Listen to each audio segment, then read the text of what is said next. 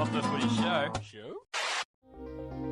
New South Wales host Queensland, the 143rd State of Origin clash, and Origin is underway.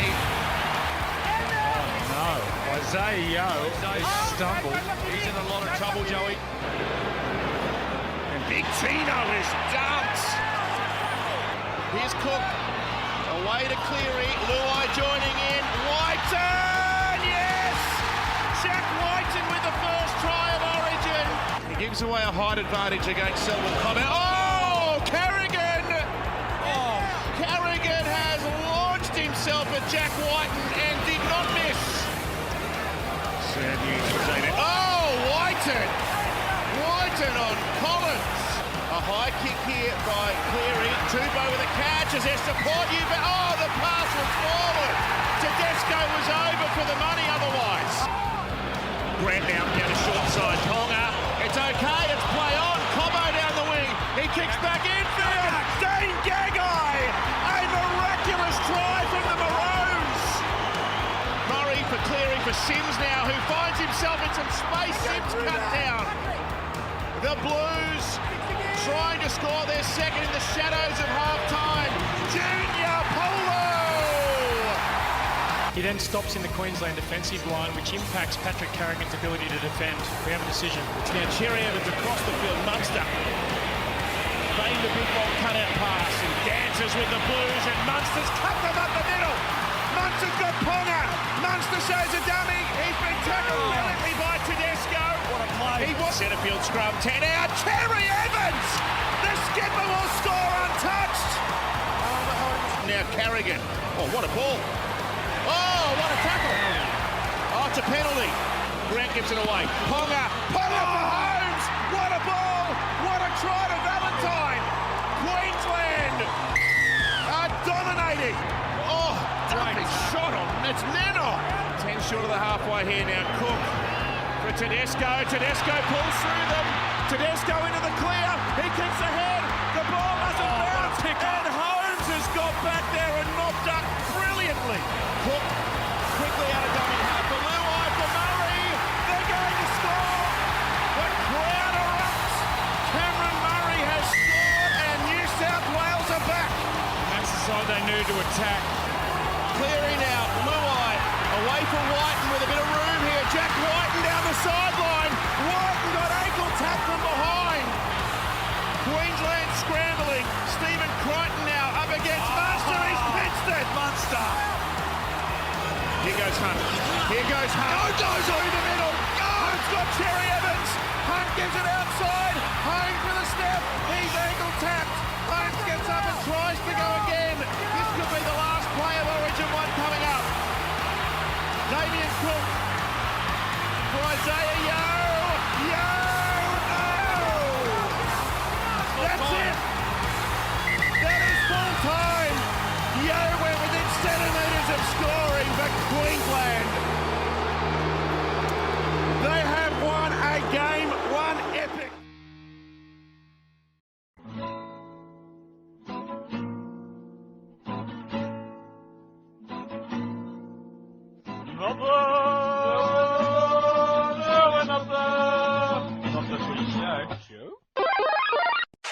We want the footy in Cam's hands, but everyone's got a role in our team. It's not just give Munster the ball. Like, that doesn't work. You know, you've got to have a structure. You've got to play footy, and we know our game, and we've got improvement in our game. But it wasn't our game that won us the game tonight. It was the way Queensland have played for decades. That's what won us the game tonight. G'day everybody, welcome to episode 252 of Not the Footy Show. I'm Warwick Nicholson, coming to you hopefully a little bit clearer this morning. And the participant in this episode, who's not going to be as clear, is Mr. Rob Cox, who's currently traversing his way up the mid-north coast of New South Wales. Good morning, Coxsmith. G'day, mate. How you going? We lost Origin. I'm not great. Yeah, we lost Origin and I got 5 hours sleep last night, headed up north. So, and it's not for a holiday. So I'm not that great either, but we'll battle through it, eh? I have got a coffee in my hand, so I'm probably one up on you right now. Did you have one before you left home? mate, I took my last sip as you started the podcast. Oh, very good. So Where'd you get one though up the coast? Because generally, just so everybody knows, I drive up that way a lot, and there's generally not good coffee anywhere. So where'd you go? No, I went to the Macca's, the Ampol and Macca's about 45 minutes back. Yeah. Not ideal. Speaking of not ideal, Ashley Klein, how good is he? No, we shouldn't talk about referees. Cocksmith, Queensland won. It's just all about the spirit. It's nothing about referees when Queensland win. It's all about that incredible Queensland spirit, isn't it? Well, I'll tell you what, they did show some spirit last night. I mean, I know that they got a couple of calls as well, and New South Wales got a couple of weird ones as well. Yep. I mean, that was probably just an even upper, but I still don't know how Ashley Klein got the gig. I'm not sure. Because in my mind, he's the third or fourth best ref in the comp. He's just Joe Average. He's just Joe Average. Look, the score was 16-10 to Queensland. I thought they were the better side. I don't have a qualm with that. They were really good, sort of in that second half when they repelled New South Wales for a period there. They took their opportunities in the first 20 after half-time. A couple of players get injured. They lost Coates, then they lost Nanai, but he came back. It helps when you're made a rubber when you're 19. I thought New South Wales were really average in a couple of areas, and we'll dig into those. I'm not going to let Cleary and Luai skate. Cleary in particular, that was an ordinary display for him by his standards. His kicking game in particular, very, very poor. But Queensland had a bloke called Cam Munster, they had a bloke called Valentine Holmes, and they had a bloke called Pat Carrigan with an honorary mention to Harry Grant. But to me, those three were the difference in this game. Yeah, look, mate, the thing, I'm an outright Cleary fan. Yep. But it my fanboyisms stop short of Origin because I don't know how many games he's played. It's probably about 8 now or so, somewhere around that. And only half of them have been decent. Yeah. The other half precisely. Were pretty ordinary. Last night was ordinary. Ordinary. I don't know. I mean, look, I think I've said this to you before. He's got this thing that either he's being told to do this or it's in his head that the rather than the raking long kick that gets ground, he goes for like a semi bomb all the time. Now, to me, that's not the percentage play. Percentage plays, let's get them down into their corners. Now, I know that defenders or would-be receivers of the ball are much better these days than they used to be, and they position themselves really well. Yep. But Cleary needs to be better. In saying that, there's a couple of forwards that probably will find themselves without a gig in a couple of weeks, I'd suggest. And I hope that Fittler doesn't wield the axe on any of the spine, and I don't think he will. But all up, mate. I mean, New South Wales' best last night was Wighton, by a fair margin, and good on him. The other three that I had in that bracket were Teddy. I thought Campbell Gillard's second stint was far better than his first. He actually lifted us when he came back on, and I thought Cook was pretty good. I didn't think Cook was very good at all. Okay. To be perfectly honest, I think Teddy was. I think Teddy was probably our second best behind Wighton. The forwards, I mean, I had a quick look before when I was waiting in line at Macca's at the ratings. Always reliable. Some nuff at the telly gave someone. I mean, he gave Cleary a 3. I think he was probably a bit better than a 3. So whoever you are, P. Bedell from Queensland, yes. It was some kind of BS name that they'd made up. S Riders? Was it S Riders? S Riders is pretty good. Matt Encarnation or something. Encarnacion, yeah. He's not too bad. He's usually pretty level. Does he exist? He does. He's a real person. I've met him. I've shooken his hand. There's a good word for you. Right. No, he's real. His name's not Rian. I would have thought he would have actually been a little bit more level-headed. But anyway, look, whatever. If he's working for the Telegraph, he's off his MO. He's off his head, mate. You know his MO. He's got to make it so you actually react to it, and he's done the job. So well done. Well, Well played. Can we just quickly go back to Cleary for a second? He played. This was his 11th Origin. Would you believe? Okay. Yep. Which is a big number. He's getting into like the category of some players that you think back of New South Wales greats in the 90s who played 13 Origins. He's played a lot of Origins. The kicking game was really poor. Early on, especially, we had that matchup of Coates versus Tupu. I think we kicked at Tupu twice, like legitimately to him twice. And then when Coates went off, we kicked to him once. Like, it's inexcusable. You just can't not take advantage of that matchup if Holmes has gone to the wing. And Holmes was outstanding last night, particularly in defence. The play that he did off the Teddy break and kick was one of the defining moments. But where I really want to dive into is that I thought Luai actually lifted in the last 15. I thought he actually was pretty good in the last 15. Yep. Cleary, to me, what really stuck about Cleary is it looked like he was playing his own game amongst another side. Now, that can happen when you're trying hard to make something happen, but nothing he did looked like it was crisp. It never looked like he was actually creating space for the guys outside him. Now, that's the bit that is the halfback's job, and that's where I think he's failed as much in the kicking game. He only looked dangerous when he ran the ball, and that's one thing I reckon Cleary, that whole, especially Fox Sports do it hard, but everyone says it, if you're a half, you've got to run the ball. To me, Cleary's game actually is his ability to create space for the guys outside him is one of is probably almost his greatest strength with his kicking game. And he ran it heaps and heaps and heaps in the last 15. And I'm just going, we've got Wighton not getting the ball. Teddy's got to get the ball more.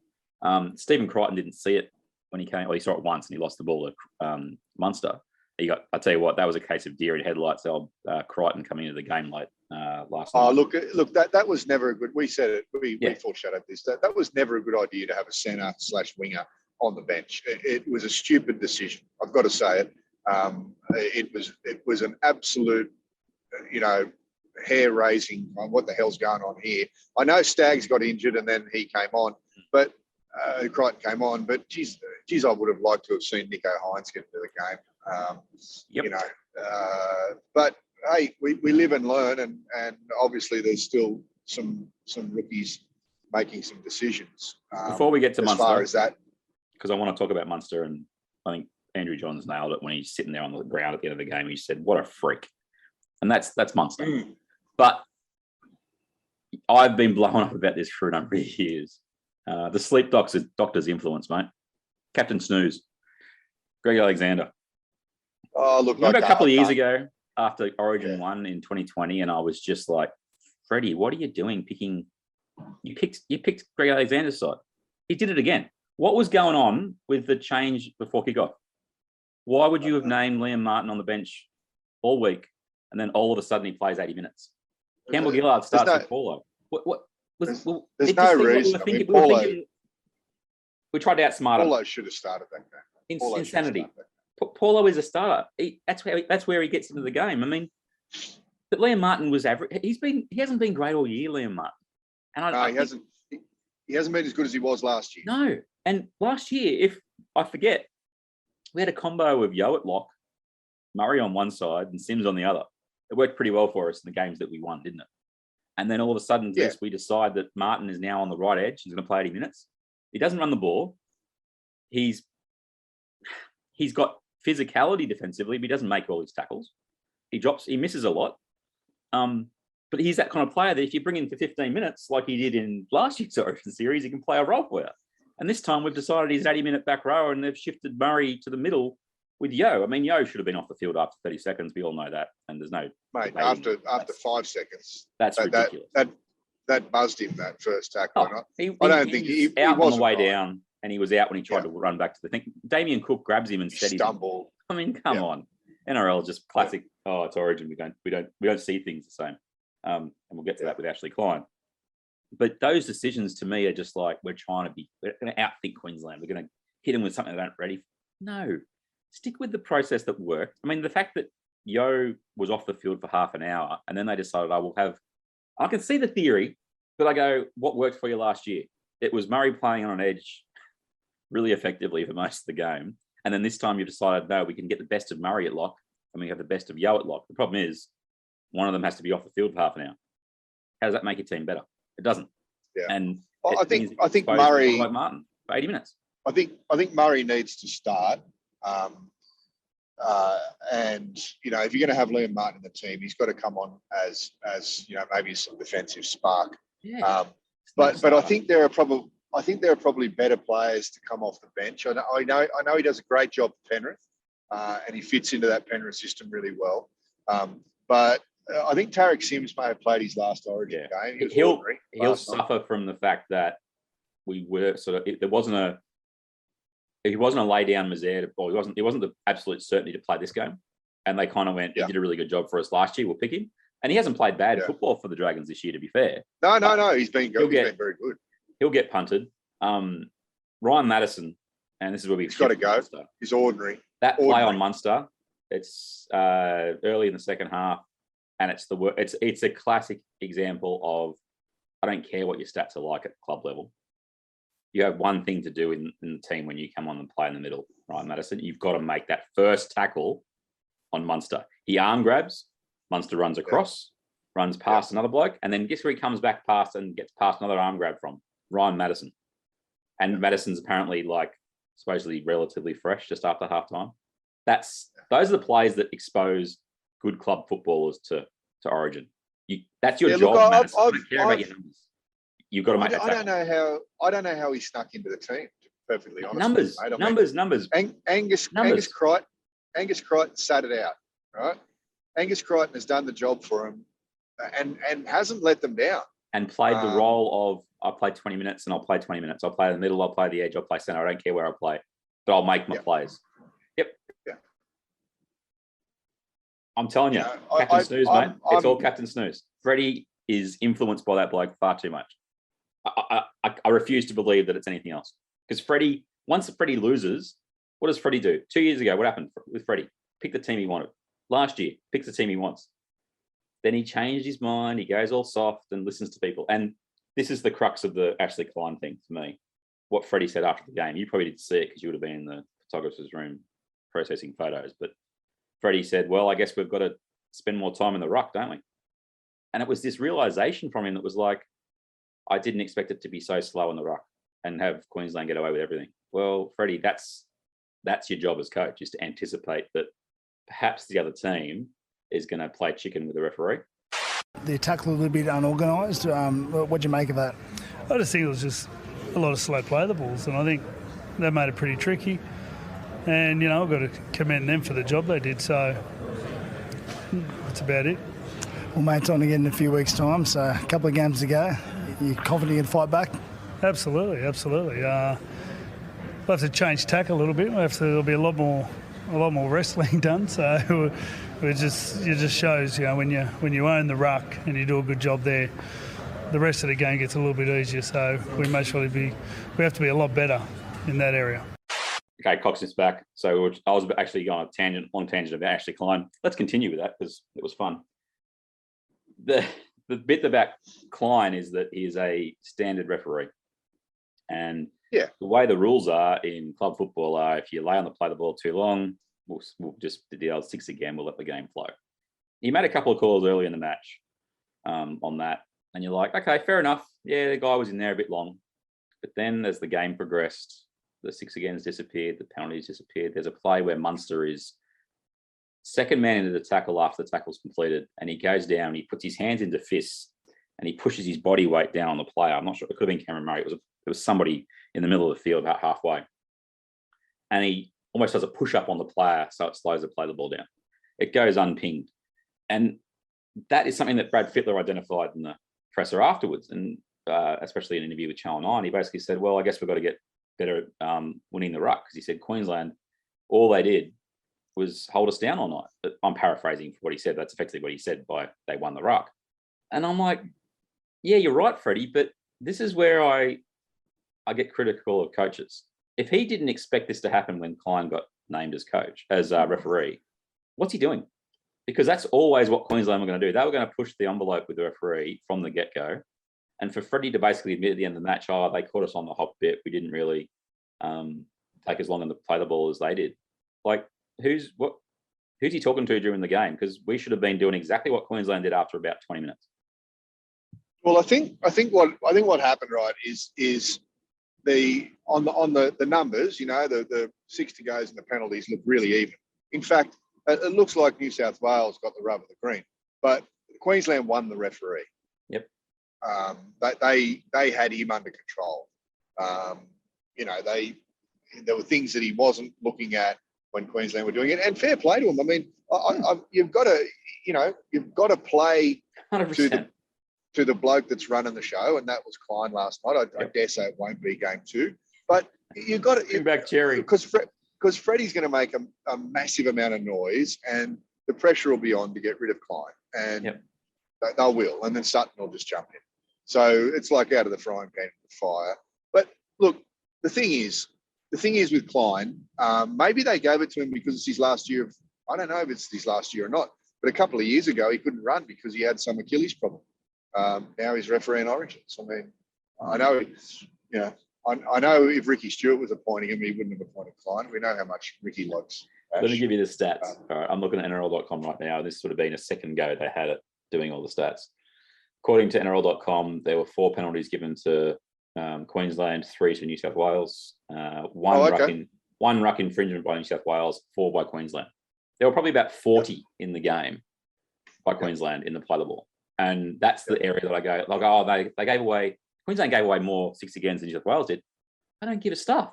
If they actually pinged what they did to any level of consistency, I'm not talking about, the odd outlier here. Have a look at the last 3 tackles of the game. Have a look at the tackles by Queensland in the last 10 minutes. You remember Felice Kafusi doing that in Origin 1 2 years ago? Look, this is what they do. This is what every team does, but Queensland especially, and Melbourne to a certain degree, will, there's 3 tackles left, and there's 40 seconds to go, 3, maybe 4 tackles left. No one's going to the bin. And if they get a penalty, who cares? It's going to soak up 20 seconds. Correct. So who cares? So let's just all be offside. Let's hold them down in the play the ball. They're not going to award a penalty try for that. So all we've got to do is hold our nerve, boys. And something that's incredible about the change in referee is that, and you listen to any podcast we've done about Origin in the last few years, everyone, we've complained about the very fact that that's what Sutton let go. Well, Queensland went, new referee, you little ripper. Of all the whinging that might have been going on about Jerry letting it happen, now we've got a new ref who's not going to call it the same way. He's not going to have any of the pressure from the comments before. And they played chicken with him and they won. Billy Slater, you're a genius. Whoever advised him to do that, you're a genius. That was a crucial element in this Origin game. Cam Munster, let's go to him. Were you aware that he likes to strip the ball?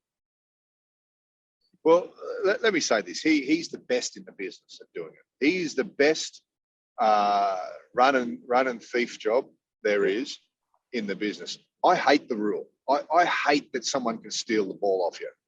All right. I don't mind when the ball drops on the ground, it's a free for all. But I just don't think it.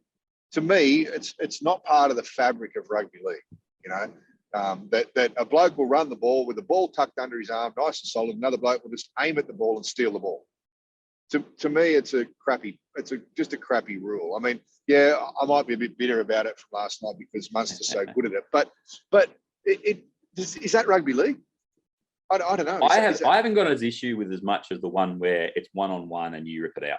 I haven't got as much issue about that. The ones I think are just ridiculous is when you have 3 blokes in a tackle. One bloke goes in and grabs the arm around the ball and then tells his mates to let go. They're the ones that are just insane. The one he did on Crichton was a great play. It's risky because he could give 6 again. The ball flipped out and he managed to bat it back. Well done. The run that he did from nothing happening, we've already sort of hammered Madison a bit for that. He wasn't the only one that missed a tackle, though, to be fair. We had this thing, and I noticed it, especially with Carrigan running the ball last night. New South Wales weren't going around the legs at all last night. They were trying to just hold the ball up at the top level. And when your first contact becomes poor, which it did for New South Wales, especially when the period where they ran over us with 2 tries, guys like Munster, they thrive on that because he's just going to use his body weight, push off the guy, and then skip across field. And when you're tired at Origin level, the skip across field's deadly because what happens is someone clocks off on the inside. All of a sudden, the guy comes back to the gap, boom, straight through. I mean, New South Wales did well not to concede or try off that. They did well not to concede a try off the play right before the time. But the Munster show, he was really, really good. I think very Cold Carrigan is unlucky that Carrigan and Holmes collectively are unlucky that Munster had those big plays during the game, because they played as well to be man of the match in a lot of other games, particularly at club level. They were great. The play by Holmes to stop the kick from Teddy after that break in the second half and be there, superb. Look, Queensland, nothing super impressive from the up front guys except for Carrigan. I thought Grant was really good out of dummy half. Hunt did his job. He gave him that breather. I'll put my hand on my heart. I was wrong, Billy. You did the right thing there, because New South Wales' inability to slow the play. Wasn't so much to slow the play the ball down. We couldn't stop their one out running around the ruck. They kept getting meters deluxe down our middle, and unfortunately, that's just what happens. Yeah. Our market defence is ordinary. There was a lot of stuff going on last night that it was just out of character for some players, and then there were other new players in there that were untested and failed. So for New South Wales, I'm talking about. Hats off to Ruben Cotter. I think he played really well for a debutant. He took his club form into that game and played really well. I don't think anyone really. I'm trying to think. I'm sure you'll correct me. I don't think anyone for Queensland had a fail. The only spot there, I thought we were poor, as much as we didn't kick to Teddy to Tupu enough. Every time we went after Gagai and Cherry Evans on that right edge, we got results, but we didn't go there enough, particularly when we're chasing points at the end. Gagai had a bunch of missed tackles in the game. That try that Murray scored, and even the Teddy break. You got to find those holes in the armour and really capitalise. And Papali only played like 30 minutes. That was a really strange. Yeah, he didn't play long minutes, did he? Played the first 15, then played the last 5. It was a really strange decision. But Lindsay Collins was good for Queensland. Nanai filled a gap. He didn't do much, but he filled a gap. Carrigan, outstanding. Kafusi and Capewell, they outpointed Sims and Martin, that's for sure. And you wouldn't have thought that when you first looked at the teams. You went, New South Wales back row is going to be superior. Well, you don't pick the back row that you apparently were going to go with. And you just look at this bench. So this is the part of it. The bench was Paulo, Murray, Crichton, Madison. Yep. I just go, how are you going to use them? And we're found wanting. So well done, Queensland. 16-10, game 1 in Sydney. Apparently, Billy Slater believes that the history of Origin didn't matter heading into that game. And then in the post-match press conference, he talks about how, it's a game that Queensland always win. Origin, how good is it? Selective memories. It's fantastic. What changes are you making for game 2, Coxsmith? Wow. Okay. Well, mate, let's pretend that everyone's fit that played last night. Okay, let's just pretend. Staggs is hurt. He's got a shoulder problem. But let's just pretend they are. Okay. I think Crichton would come in for Staggs. Stephen Crichton would come in for Staggs. I think he was ineffective last night. And it pains me to say it because I've been waving his flag for a couple of years. Yep. But when you come in as a centre and they're not building a team around you, you need to perform straight away. Mm-hmm. There is no, I think the 6 and 7 have to stay for at least game 2. They probably deserve the right. I think that Luai was probably stronger than Cleary last night, and Daly Cherry outpointed Cleary. Probably 2-1. I think the 3 out of 10 was unfair, but I think he was about a 5 out of 10, and I think Daly was probably about an 8 out of 10 last night. He was really good. I think Tarek Sims will go. I'd start. Yo stays. Tarek would go. I'd start Murray. The other back rower. Would you start Tyson Frizzell? Well, or do you feel like that's going backwards? I think it might be going backwards, mate. I'm all I'm thinking of at the moment is who to get rid of, and I can't think of who to replace him with, but I will. I think Paulo was good. I think Cook was all right. He's going to stay. He's not going anywhere, only because there's no other replacements, and he's done enough in the past to deserve. I thought he was good last night, but that's it's different views, different seeing how the game unfolds. I thought he lifted us towards the end, a bit like Luai. But I can see what you're saying. I think Campbell Gillard deserves another go. I think Madison will disappear, hopefully. And who was the one I haven't? What about Payne Haas? Payne Haas, I think, was all right. Look,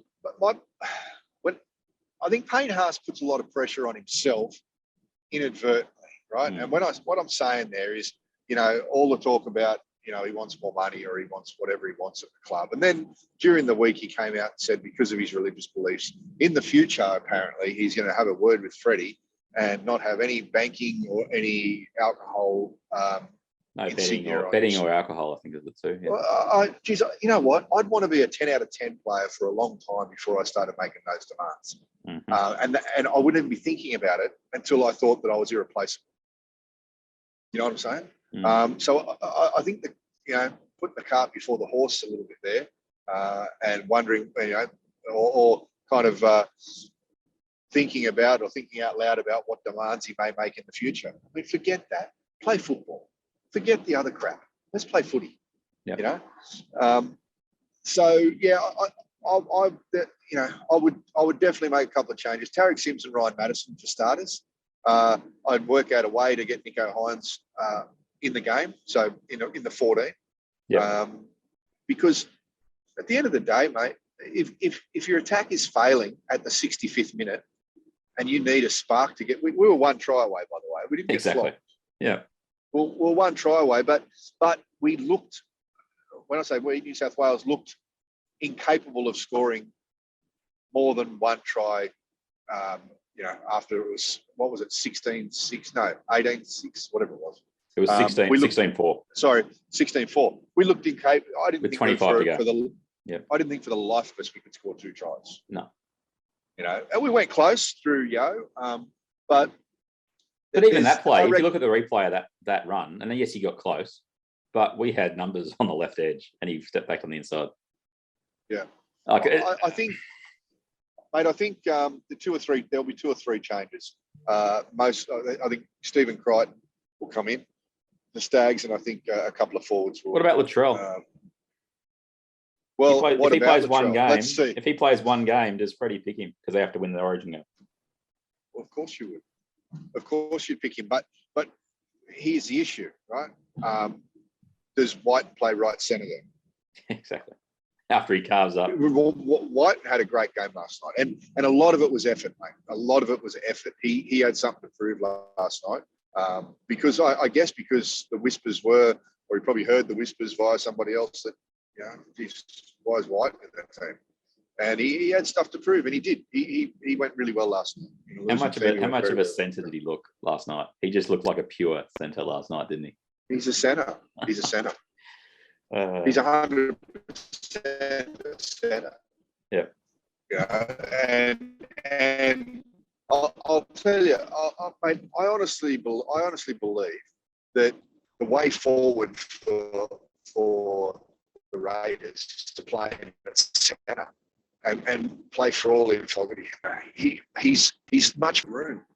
And whenever he plays 5'8", he plays that running centre game anyway. He's just a one man closer. Mm. So I'm a fan of Jack White. I just don't like him as a 6, to be perfectly honest. Yeah. But Latrell, mate, if Latrell's fit, Latrell comes in and maybe White goes to right centre because he deserves it. And Latrell goes to left centre and Crichton just has to, cool his heels. Does he hasn't done the Fox get a recall? For who? Tupu. Well, I guess so. Well, if you're not going to use Tupu's height, then you may as well use the Fox's speed. I'm not sure the Fox has done enough to deserve a recall yet.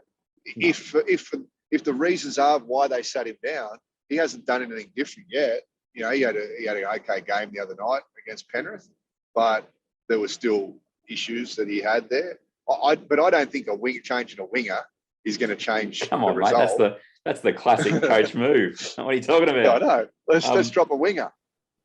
Couple of final thoughts from me. You mentioned the word that we didn't look like scoring points. If I've ever seen a game where it felt like it was one versus a team, it was last night for New South Wales. It seemed like every hit up was by themselves. Every playmaker was trying to make it all happen by themselves. Haas is the example of that. Every run he did was just by himself.